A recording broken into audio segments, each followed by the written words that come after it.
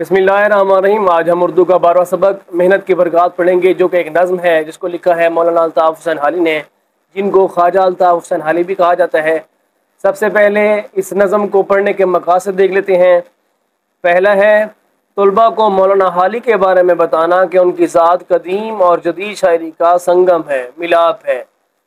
اور دوسرے نمبر پہ ہے طلباء کو مولانا الطاف حسین حالی کی قومی شاعری بالخصوص مسدس مد و جزر اسلام سے آگاہ کرنا اور بتانا کہ مسدس حالی کا دوسرا نام ہے مسدس مد و جزر اسلام۔ یہ ایک طویل نظم ہے، بہت لمبی نظم ہے، جو بشمول ضمیمہ 229 بندوں پر مشتمل ہے۔ یہ ایک بند ہے، یہ والا، یہ ایک بند ہے۔ چلے کیوں نہیں بھائی، یہ ایک بند ہے۔ اس طرح کے 229 بندوں پر یہ نظم مشتمل ہے۔ تیسرے نمبر پہ ہے طلباء کو مسدس حالی کی تصنیف کے ضمن میں سر سید احمد خان کے جذبات سے آگاہ کرنا۔ اور چوتھا ہے، کیونکہ یہ جو نظم ہے مسدس حالی، یہ مولانا الطاف حسین حالی نے سر سید احمد خان کے کہنے پر لکھی تھی، اور سر سید احمد خان اس کے بارے میں کہتے ہیں کہ اگر قیامت کے دن اللہ تعالیٰ نے مجھ سے پوچھا کہ تم نے دنیا میں کون سا اچھا کام کیا، تو میں کہوں گا کہ الطاف حسین حالی سے مسدس حالی لکھوا آیا ہوں، یعنی کہ اس کو اتنا بڑا کارنامہ سر انجام قرار دیتے تھے۔ طلباء کو اصناف نظم بالخصوص، اصناف من قسمیں، نظموں کی قسمیں ہوتی ہیں: قصیدہ، غزل، مرثیہ، مثنوی، رباعی، قطع، مخمس، مسدس سے متعارف کرانا، یہ کیا چیزیں ہوتی ہیں۔ اور اس کے بعد طلباء کو ذو معنی الفاظ کے بارے میں آگاہ کرنا۔ ذو معنی الفاظ ایسے الفاظ ہوتے ہیں جن سے دو مطلب نکلتے ہیں۔ نظم کو پڑھنے سے پہلے ہم سب سے پہلے شاعر کا تعارف پڑھ لیتے ہیں۔ یاد رکھیں کہ سبق کا مصنف ہوتا ہے، جبکہ نظم یا غزل کا شاعر ہوتا ہے۔ تو ہماری جو نظم ہے وہ محنت کی برکات، اس کا شاعر ہے خواجہ الطاف حسین حالی۔ حالی کے اوپر یہ علامت ہے، یہ تخلص کی علامت ہے۔ تخلص سے مراد شاعر کا مختصر نام جو وہ اپنی شاعری میں استعمال کرتا ہے۔ آپ 1837 میں پیدا ہوئے اور 1914 میں آپ کا انتقال ہوا۔ خواجہ الطاف حسین حالی، یاد رکھیں جس لفظ کے نیچے میں لائن لگاتا جاؤں وہ آپ کے ایک اہم معروضی ہوگی۔ خواجہ الطاف حسین حالی تخلص استعمال کرتے تھے۔ آپ پانی پت، ہریانہ، انڈیا۔ الطاف حسین حالی پانی پتی بھی آپ کو کہا جاتا ہے کہ ایک معزز گھرانے میں پیدا ہوئے۔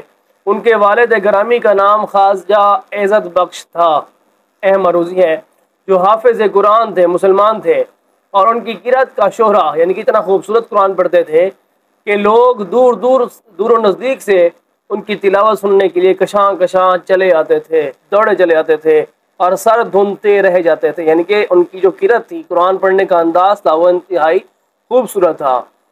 انہوں نے لہن داؤدی پایا تھا، یعنی کہ خوبصورت آواز پائی تھی۔ یہی صفات مولانا الطاف حسین حالی کی ذات میں بھی بدرجہ اتم موجود تھے۔ کون سی صفات؟ کہ خوبصورت انداز سے قرآن پڑھنا۔ وہ بھی حافظ قرآن تھے، یعنی کہ خواجہ الطاف حسین حالی بھی حافظ قرآن تھے۔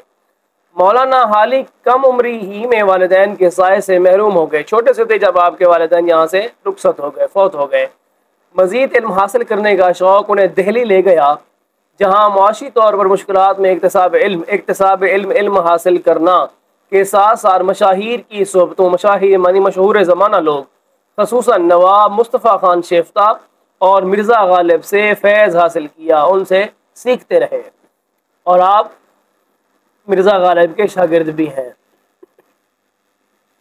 مولانا حالی 1857 کی جنگ آزادی کے زمانے کے کچھ عرصے بعد لاہور آ گئے اور گورنمنٹ بک ڈپو میں ملازمت اختیار کر لی، اور یہیں رہ کر مولانا محمد حسین آزاد کے ساتھ غزل کی بجائے نظمیں لکھنے کی بنیاد ڈالی، یعنی کہ بنیاد گزار ہے۔ نظمیں لکھنے والے ابتدائی جو لوگ ہیں ان میں خواجہ الطاف حسین حالی بھی شامل ہیں۔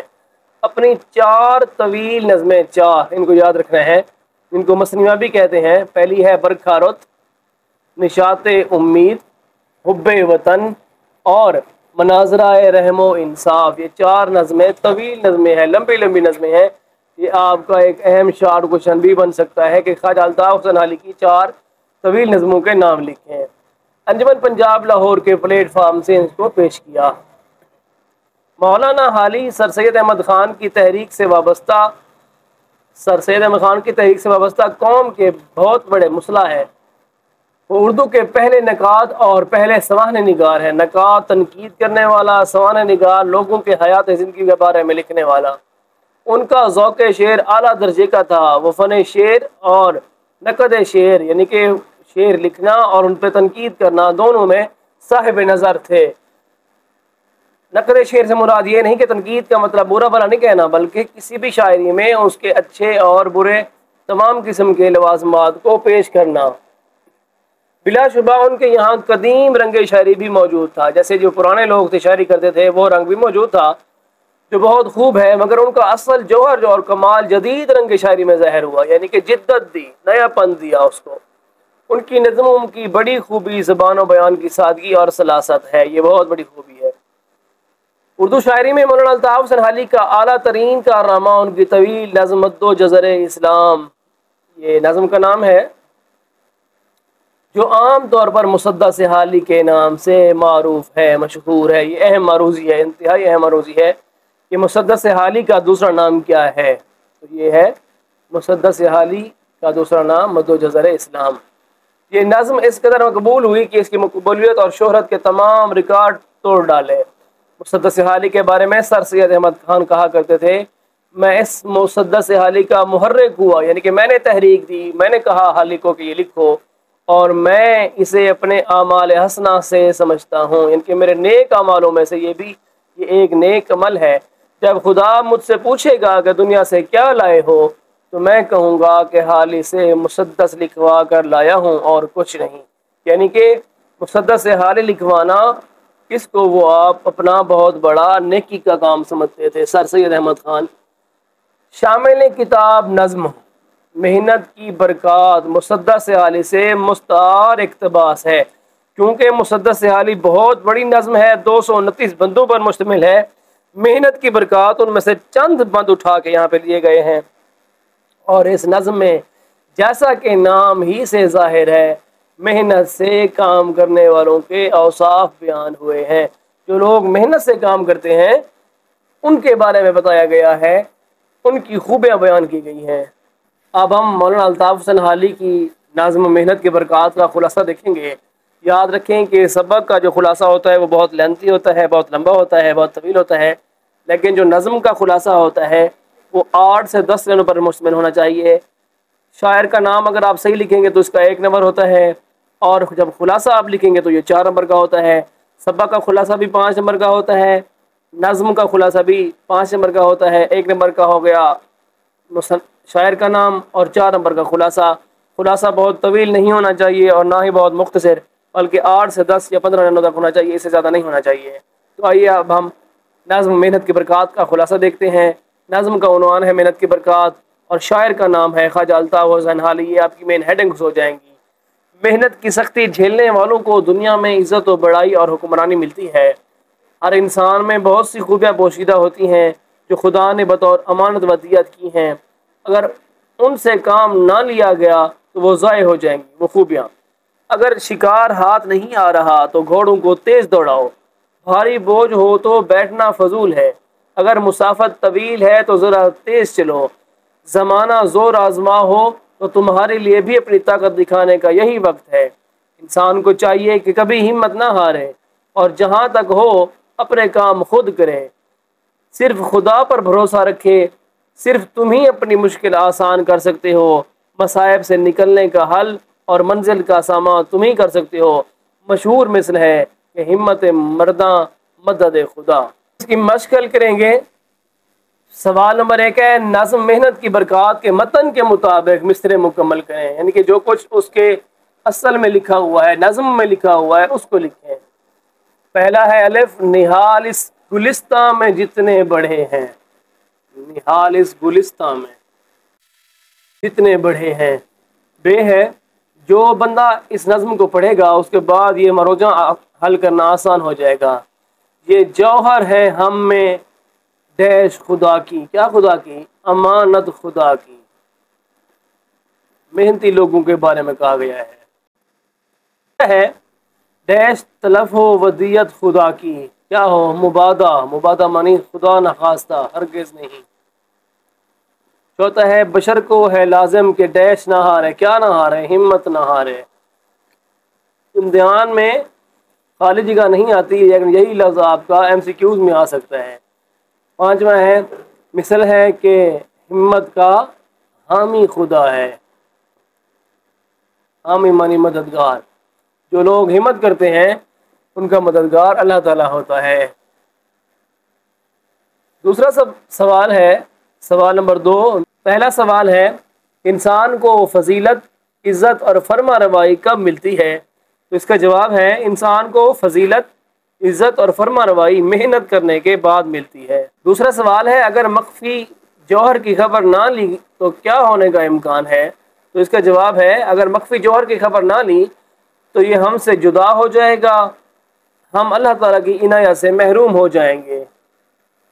تیسرا سوال ہے اگر دور کا سفر درپیش ہو تو گھوڑ سوار پر کیا لازم آتا ہے؟ اس کا جواب ہے اگر دور کا سفر درپیش ہو تو گھوڑ سوار پر لازم ہوتا ہے کہ وہ کیا کرے کہ وہ اپنے گھوڑے کو سرپٹ دوڑائے، یعنی کہ تیز دوڑائے۔ چوتھا سوال ہے بشر کے لیے سب سے بڑا سہارا کس کا ہے؟ تو اس کا آسان سا جواب ہے بشر منی انسان، انسان کے لیے سب سے بڑا سہارا اللہ تعالیٰ کی ذات کا ہے۔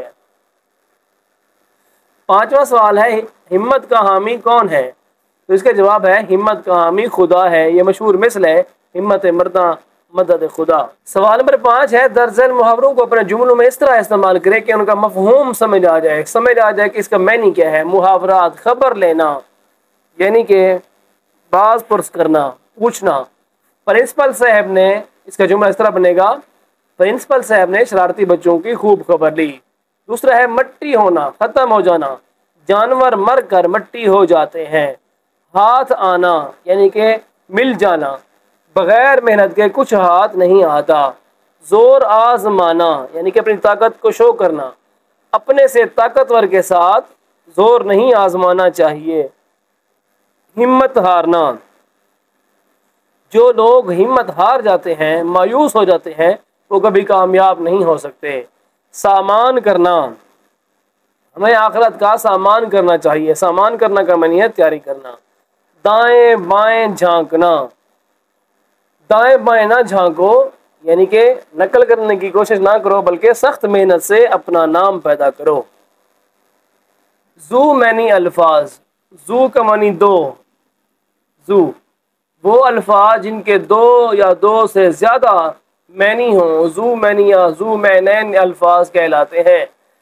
ایسے بعض الفاظ ایک معنوں میں مذکر ہوتے ہیں اور دوسرے معنوں میں مؤنث ہوتے ہیں۔ لفظ ایک ہی ہوتا ہے لیکن اس کے معنی دو ہوتے ہیں، بعضوں کا دونوں معنوں میں مذکر یا مؤنث۔ بہرکیف زو معنی الفاظ کے استعمال میں ضمن میں بہت احتیاط برتنے کی ضرورت ہے، اس کے لیے کسوٹی اہل زبان کی گفتگو تحریر و تقریر ہی ہے۔ کسوٹی معنی بنیاد، چند ایک زو معنی الفاظ اور ان کے معنی درج ہیں۔ آب، آب کا معنی پانی بھی ہے، دوسرا معنی ہے اس کا چمک، وہ آب و تاب کے ساتھ چمک رہا تھا۔ اردو زبان کا نام بھی ہے، اردو کا معنی لشکر بھی ہے۔ اوقات، وقت کی جمع بھی ہے، حیثیت بھی ہے کہ جیسے اپنی اوقات میں رہو۔ بار کا معنی بوجھ بھی ہے اور بار کا معنی باری بھی ہے۔ اس باری میں یہ بار نہیں اٹھا سکتا۔ باز ایک شکاری پرندہ بھی ہے، دوبارہ کھلا ہوا بھی ہے باز۔ بیت کا معنی گھر بھی ہے، بیت کا معنی شیر بھی ہے یعنی کہ بیت بازی، شیر گوئی۔ ناک، تانک جھانک، ناک انگور کی بیل کو بھی کہتے ہیں۔ تکرار، جھگڑا، تکرار بار بار دہرانا۔ تقیہ سرہانے کو بھی کہتے ہیں، بھروسہ کو بھی کہتے ہیں۔ طاق کا معنی محراب، ہنسا جو دو پر تقسیم نہ ہو، جفت اور طاق۔ ظرف کا معنی برتن بھی ہے، ظرف کا معنی حوصلہ، یہ اس کا حوصلہ ہے، یہ اس کا ظرف ہے کہ اس بات کو برداشت کر گیا۔ عرصہ مدت کو بھی کہتے ہیں، عرصہ میدان کو بھی کہتے ہیں۔ عرض معنی گزارش جیسے ہم درخواست میں لکھتے ہیں، اور عرض کا معنی چوڑائی جسے ہم لینتھ وڈتھ کہتے ہیں۔ فصل فاصلے کو بھی کہتے ہیں، موسم کو بھی کہتے ہیں۔ فصل گل، فصل بہار۔ قصور کسر کی جمع محلات، قصور میرا کوئی قصور نہیں ہے، غلطی۔ اس کا ایک اور معنی قصور اور بھی ہو سکتا ہے، شہر کا نام۔ کان معدنیات نکلنے کی جگہ جہاں سے معدنیات نکلتے ہیں، کان جو ہمارا ایئر ہے جسم کا حصہ ہے اس کو بھی کان کہتے ہیں۔ اب یہ پڑھنے کا بعد وہ کہتا ہے سوال نمبر 5 در ذیل ذو معنی الفاظ کے معنی لکھیں۔ وہ تو اس نے بتا دی، اب اس کو ہم نے حل کرنا ہے کہ اس کا کیا معنی ہے۔ پہلا جو لفظ ہے وہ ہے جست۔ جست کے 2 معنی ہو سکتے ہیں، پہلا ہے چھلانگ، دوسرا ہے ایک دھار۔ غریب، غریب کا معنی مفلس، نادار، دوسرا ہے غریب الوطن، پردیسی۔ کل، کل کا معنی آنے والا کل، اور کل کا معنی مشین کا پرزہ۔ اس کے بعد ہے مانگ، مانگ کا معنی طلب، ضرورت، اور دوسرا معنی اس کا ہو سکتا ہے سر میں بالوں کی لکیر جو درمیان میں عورتیں دیتی ہیں۔ اس کے بعد ہے لہر، لہر کا معنی ہے پانی کا ریلا یا خوشحالی، اس بار خوشی کی لہر چلی ہوئی ہے۔ سنگ معنی پتھر، اور سنگ کا معنی، کف کا معنی ہے ہتھیلی اور کف کا معنی ہے جھاگ۔ لگن کا معنی جستجو، چاہت، اور دوسرا اس کا معنی ہے برتن۔ مالٹا ایک پھل کا نام بھی ہے، مالٹا ایک شہر کا نام بھی ہے۔ محل، محل مقام کو بھی کہتے ہیں اور عالی شان گھر کو بھی کہتے ہیں۔ اس کے بعد ہے اصناف نظم، نظم کی اقسام، جیسے حمد ہو گیا، حمد میں اللہ تعالیٰ کی تعریف، نعت میں رسول اللہ صلی اللہ علیہ وسلم کی تعریف۔ اصناف نظم بہت سی ہیں، جن میں سے کچھ کا بیان حمد میں آ چکا ہے اور کچھ کی وضاحت یہاں بیان کی جا رہی ہے، کیونکہ ہم نے حمد کے سبب میں پڑھا تھا کہ اصناف نظم کون کون سے ہوتے ہیں۔ قصیدہ قصد سے نکلا ہے، قصد کا معنی ہے ارادہ۔ قصیدہ عربی زبان کے لفظ قصد سے بنا ہے جس کے معنی ہے ارادہ کرنا، جس سے ثابت ہوتا ہے کہ وہ صنف نظم جو ارادی طور پر جان بوجھ کر وجود میں آتی ہے۔ شاعر ارادتاً کسی کی مدح و ستائش کرتا ہے، تعریف کرتا ہے، تعریف کو کہتے ہیں مدح و ستائش۔ اس ضمن میں وہ بعض اوقات زمین و آسمان کے قلابے ملا دیتا ہے، یعنی کہ حد درجہ تعریف کرتا ہے، بہت زیادہ تعریف کرتا ہے۔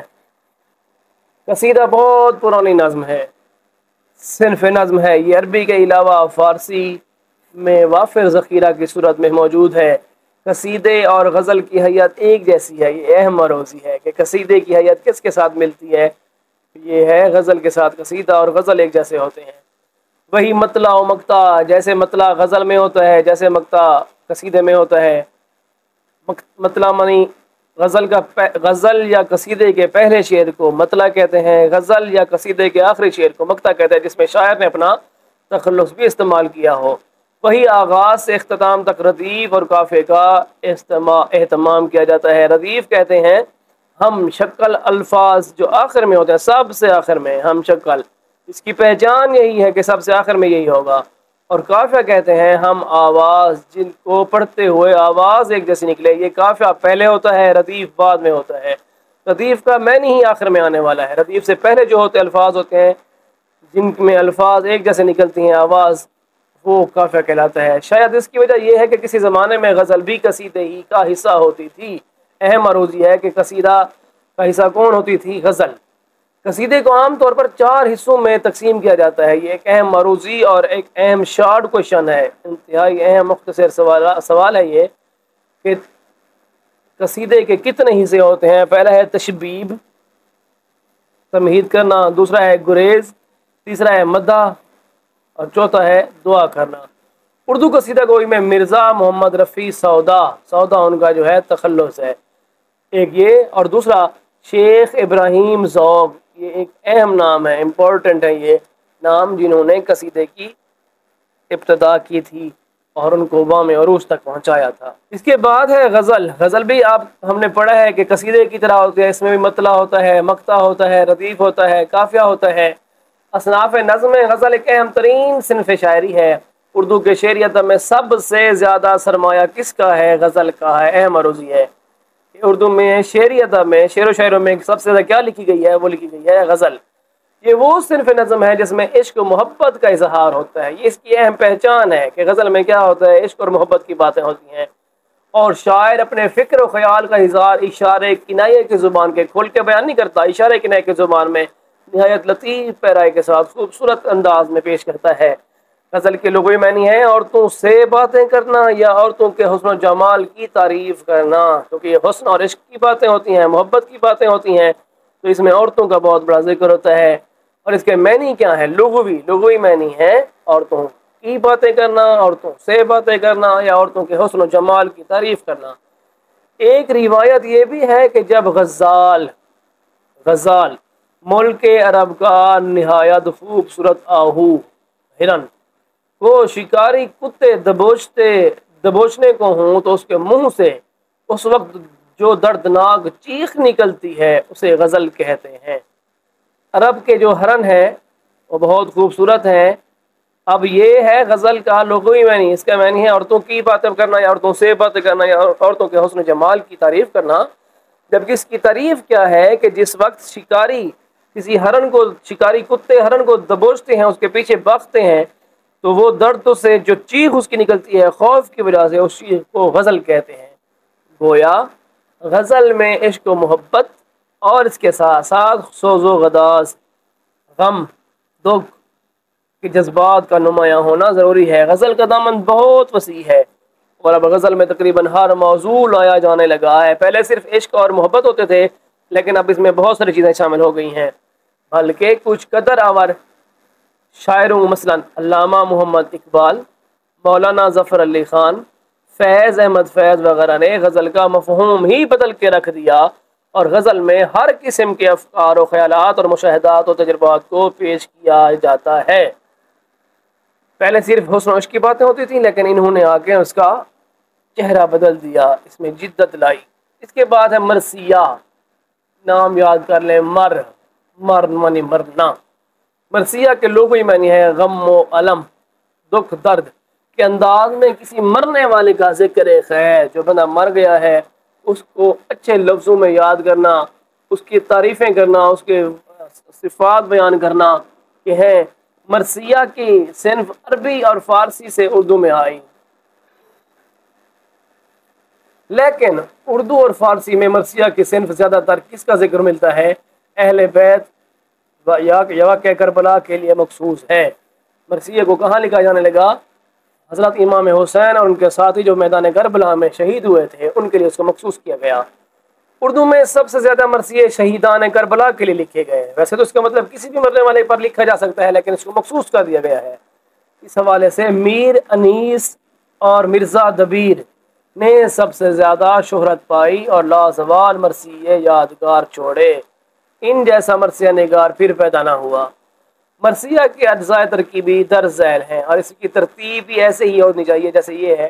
جس طرح ہم نے قصیدے کے 4 حصے پڑھے تھے، اسی طرح مرثیے کے کتنے حصے ہیں؟ پہلا ہے چہرہ، دوسرا سراپا، تیسرا رخصت، چوتھا آمد، پانچواں رجز، چھٹا رزم یا جنگ، ساتواں شہادت اور 8ویں نمبر پہ آ جاتا ہے بین۔ بین کرنا مطلب رونا دھونا۔ یہ اس کے اجزاء ترکیبی ہیں، یہ سب مل کے ایک مرثیہ بناتے ہیں۔ اس کے بعد کی صنف ہے نظم کی، وہ ہے مثنوی۔ مثنوی اردو کے ایک مقبول ترین نظم ہے، صنف نظم ہے۔ مثنوی میں ہر شعر کے دونوں مصرے آپس میں ہم قافیہ اور ہم ردیف ہوتے ہیں۔ ردیف ضروری نہیں ہے، ہو سکتا ہے نہیں بھی ہو سکتا، اور تمام شعر ایک دوسرے سے جدا گانہ قافیہ اور ردیف رکھتے ہیں۔ مسلسل قافیے کی عدم پابندی کی وجہ سے اس صنف لمبے چوڑے تاریخی واقعات اور طویل قصے کی سہولیات کے ساتھ نظم کیے جاتے ہیں، یعنی کہ لکھے جاتے ہیں۔ یہی وجہ ہے کہ فارسی اور اردو میں بعض نظمیاں بہت طویل ہیں۔ مولانا الطاف حسین حالی کی نزدیک مثنوی سب سے کار آمد صنف نظم ہے۔ یہ کس کے نزدیک ہے؟ مولانا حالی کے نزدیک۔ یہ انتہائی اہم MCQ ہے۔ ہمارے قومی شاعر علامہ محمد اقبال نے بھی اس علم کو سب سے زیادہ برتا ہے استعمال کیا ہے۔ ان کی مثنوی ساقی نامہ، کن کی مثنوی؟ علامہ محمد اقبال کی۔ یہ آپ نے یاد رکھنا ہے کہ ساقی نامہ کس کی مثنوی ہے؟ قومی شاعر علامہ محمد اقبال کی۔ ہوا خیمہ زن کاروان بہار، ارم بن گیا دامن کو حصار۔ اب دیکھیں یہاں پر ردیف نہیں ہے، اوپر ہم نے پڑھا ہے ردیف ضروری نہیں ہے مثنوی میں۔ ربائی، ربا کا مطلب ہے اربع سے نکلا ہے، واحد اثنان ثلاثہ اربع، اربع کا معنی ہے 4۔ ربائی سے مراد ایسی صنف شاعری ہے جس کے کل 4 مصرے ہوں، لیکن ان 4 مصروں میں ایک مکمل مضمون بیان کیا جاتا ہے، پوری بات کی جاتی ہے صرف 4 مصروں کے اندر۔ بالعموم عام طور پر رباعی کا پہلا، دوسرا، چوتھا، یہ بات یاد کرنے کی ہے، پہلا، دوسرا اور چوتھا 1 to 4 مصرع ہم قافیہ و ہم ردیف ہوتے ہیں۔ اکثر یہی ہوتا ہے کہ یہ پہلا، دوسرا اور چوتھا، تیسرا نہیں، تیسرے میں بات چینج ہو جاتی ہے۔ رباعی میں عام طور پر صوفیانہ جذبات، صوفی لوگ، اللہ تعالیٰ کے نیک لوگ جو ہوتے ہیں، ان کے خیالات بیان کیے جاتے ہیں۔ رباعی اخلاقی شاعری کی ترجمانی سمجھی جاتی ہے۔ مثال کے طور پر میر انیس کی ایک حمدیہ رباعی ہے، ملاحظہ کریں: گلشن میں صبا کو جستجو تیری ہے، بلبل کی زباں پہ گفتگو تیری ہے، ہر رنگ میں جلوہ ہے تیری قدرت کا، اس پھول کو سونگھتا ہوں بو تیری ہے۔ اب یہاں پر دیکھیں، سمجھنے والی بات ہے، یہ ہے پہلا مصرع، یہ ہے دوسرا مصرع، یہ ہے تیسرا مصرع اور یہ ہے چوتھا مصرع۔ ہم نے پیچھے پڑھا ہے کہ پہلا مصرع، دوسرا مصرع، تیسرا چھوڑ کے چوتھا مصرع، اس میں قافیہ کیا؟ جستجو، گفتگو، بو، یہ ہے قافیہ، ہم آواز، اور تیری ہے، تیری ہے دوسرے میں بھی اور چوتھے میں بھی تیری ہے، یہ ہے ردیف۔ ردیف تبدیل نہیں ہوتا، ردیف ہم شکل کو کہتے ہیں، ایک جیسی شکل، دیکھیں تیری ہے، تیری ہے، تیری ہے۔ اور قافیہ میں کیا ہوتی ہے؟ ہم آواز، جس میں آواز ایک جیسی نکلے۔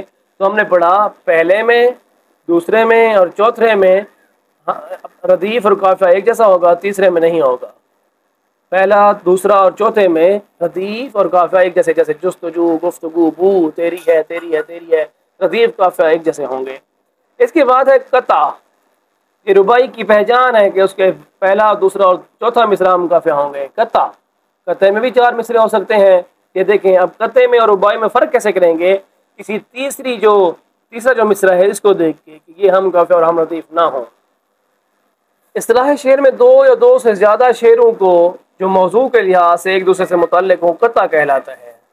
قطع 2 شعروں سے کم نہیں ہوتا، 2 شعروں سے، یعنی کہ 4 مصروں سے، اور زیادہ کی کوئی حد نہیں، بڑا بھی ہو سکتا ہے۔ قطع میں بالعموم مطلع نہیں ہوتا، مطلع معنی پہلا شعر جس کے دونوں مصرع ہم قافیہ اور ہم ردیف ہوتے ہیں۔ کسی غزل یا قصیدے کے مسلسل بیان یا اشعار کو بھی قطع کہتے ہیں۔ زمانہ حال کے معروف شاعر پروفیسر انور مسعود کا ایک قطع ہے: کیا جو چوٹ بھی لگی ہے وہ پہلی سے بڑھ کے تھی، ہر ضرب کربناک میں پہ میں تل ملا اٹھا، پانی، سوئی گیس کا، بجلی کا، خون کا، بل اتنے مل گئے کہ میں بل بلا اٹھا۔ اس کے بعد مخمس۔ اصطلاح میں مخمس ایسی نظموں کو کہتے ہیں جس کا ہر بند 5 پر خمس سے نکلا ہے۔ خمس کا معنی 5 ہے۔ خمسہ، واحد و اثنان اربع، اربع معنی واحد و اثنان ثلاثہ 3، اربع 4، خمسہ معنی 5۔ 5 مصرے ہوتے ہیں، 5 شعر نہیں، 5 مصرے، یہ بات یاد کرنے کی ہے۔ مصرع 1 لائن کا ہوتا ہے، شعر 2 لائنوں کے ہوتے ہیں۔ اس صنف کو بہت سے شاعروں نے برتا ہے۔ نذیر اکبر آبادی برسات کی بہاریں ان کی نظم ہے، آدمی نامہ ان کی نظم ہے، مفلسی ان کی نظم ہے وغیرہ مخمس کی عمدہ مثالیں ہیں، جن میں 5 مصرے استعمال کیے گئے ہیں۔ برسات کی بہاریں کا ایک بند ہے: اس ہوا میں کیا کیا برسات کی بہاریں، سبزوں کی لہلہاہٹ باغات کی بہاریں، بوندوں کی جھم جھماوٹ قطرات کی بہاریں، ہر بات کے تماشے ہر گھات کی بہاریں، کیا کیا مچی ہیں یارو برسات کی بہاریں۔ اب دیکھیں اس میں 5 مصرے ہیں۔ یہ کس نے لکھا ہے؟ نذیر اکبر آبادی نے۔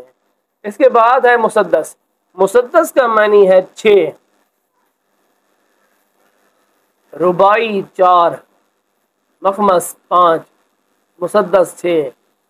اصطلاح شعر میں مسدس سے مراد ایسی نظم ہے جس کا ہر بند 6 مصروں پر مشتمل ہو۔ یہ پوری نظم 6 پر نہیں ہوتی، اس کا ہر بند 6 مصروں پر مشتمل ہوتا ہے۔ نظم تو 229 بندوں پر بھی مشتمل ہو سکتی ہے، جس طرح برکات، محنت کی برکات، مولانا طارق حسین علی کی یہ نظم ہے۔ مسدس کا معنی 6 بندوں والی، بندے معنی انسان نہیں، بند 6 مصروں والی نظم جس کے ہر بند میں 6 مصرے ہوں۔ اس صنف کے پہلے 4 مصرے، ابھی اس کی شرط ہے، پہلے 4 مصرے ہم قافیہ اور ہم ردیف ہوتے ہیں، جبکہ 5واں اور 6واں مصرع الگ الگ قافیے کے ہوتے ہیں۔ اب اس کی ترتیب یاد کر لیں، پہلا، دوسرا، تیسرا، چوتھا یہ ہم قافیہ اور ہم ردیف ہوں گے، جبکہ 5واں اور 6واں جو ہے یہ تبدیل ہوں گے۔ یہ آپس میں تو ہوں گے لیکن ان 4 کے ساتھ نہیں ملتے ہوں گے۔ اردو کے تمام بڑے شاعروں نے اس صنف کو برتا ہے، لکھا ہے۔ علامہ اقبال کی معروف نظم شکوہ اور جواب شکوہ بھی اسی حیت میں ہے، یعنی کہ وہ بھی مسدس کی صورت میں ہے، 6 بندوں والی ہیں، 6 مصروں والی ہیں۔ اور مولانا الطاف حسین حالی کی نظم مسدس مد و جزا اسلام اس کا پورا نام ہے، جس کا اقتباس شامل کتاب میں ہے، اسی حیت میں ہے، یعنی کہ جو ہماری کتاب میں لکھا گیا ہے، یعنی کہ محنت کی برکات وہ بھی کس پر مشتمل ہے؟ مسدس پر، جس میں 6 مصرے ہوتے ہیں۔ یہ بہت اہم مروضیہ، اور شکوہ اور جواب شکوہ کس حیت میں لکھی گئی ہیں؟ وہ لکھی گئی ہیں مسدس کی شکل۔ سوال نمبر 6 ہے، شامل کتاب نظم محنت کی برکات صنف کے اعتبار سے کیا کہلائے گی؟ ابھی ہم نے پڑھا ہے کہ وہ پڑھائے گی مسدس۔ اس کے بعد ہے سوال نمبر 7، نظم محنت کی برکات کا مرکزی خیال جو 3-4 سطروں سے زیادہ نہ ہو۔ مرکزی خیال سے مراد ہے پوری نظم کو آپ 3-4 لائنوں میں بیان کر دیں کہ وہ پوری نظم میں کہنا کیا چاہتا ہے۔ اس کے بعد ہے سوال نمبر 8، درج ذیل پیراگراف توجہ سے پڑھیں اور آخر میں دیے گئے سوالوں کے جواب لکھیں۔ پہلے یہ پوری عبارت، پورا پیراگراف پڑھیں گے، اس کے بعد نیچے سوالات لکھے ہوئے ہیں، ان کے اندر سے جواب ڈھونڈ کے اس کو جواب دیں گے۔ تو پہلے آپ یہ پڑھ لیں، اس کے بعد سوالات ہیں، سوالات کے جواب میں آپ کو بتا دیتا ہوں۔ پہلا سوال ہے، جانوروں کا تحفظ ہمارے ماحول کے لیے کیوں ضروری ہے؟ جانوروں کا تحفظ ہمارے ماحول کی بقا اور تنوع کے لیے بے حد ضروری ہے، یہاں پر لکھا ہوا یہ دیکھیں، بقا اور تنوع کے لیے۔ اس کے بعد دوسرا سوال ہے، وہ کون سی انسانی سرگرمی ہے جو جانوروں کو خطرے سے دوچار کر سکتی ہے؟ کیا کون سی سرگرمیاں ایسی ہیں؟ تو وہ ہیں یہ جنگلات کی کٹائی، غیر قانونی شکار، ماحولیاتی آلودگی جانوروں کے لیے خطرے کا سبب بن سکتی ہیں۔ تیسرا سوال ہے، جانوروں کی نایاب انواع و اقسام کو کس طرح بچایا جا سکتا ہے؟ ہم ماحولیاتی، یہ یہاں سے آپ دیکھ سکتے ہیں، جانوروں کے تحفظ اقدامات کے لیے ہم نہ صرف انواع کو بچا سکتے ہیں بلکہ مستقبل کی نسلوں کے لیے ایک متوازن اور پائیدار ماحول بھی بنا سکتے ہیں۔ کیا کیا کرنا چاہیے ہمیں؟ جنگلات کی کٹائی کی روک تھام کرنی چاہیے، ماحولیاتی آلودگی ختم کرنی چاہیے، اس طرح نایاب قسم کے جانور بچ سکتے ہیں۔ چوتھا سوال ہے، عبارت کا موضوع عنوان تجویز کریں۔ کیا ہو سکتا ہے؟ یہ ہو سکتا ہے ماحولیاتی توازن میں جانوروں کا کردار۔ اس طرح ہمارا یہ سبق اپنے اختتام کو پہنچا۔ امید ہے آپ کو مکمل طور پر یاد ہو گیا ہوگا۔ اس طرح کے مزید مفید اور معلوماتی ویڈیوز دیکھنے کے لیے ہمارا چینل سبسکرائب کر لیں اور دوستوں کے ساتھ شیئر بھی کریں۔ اللہ نگہبان۔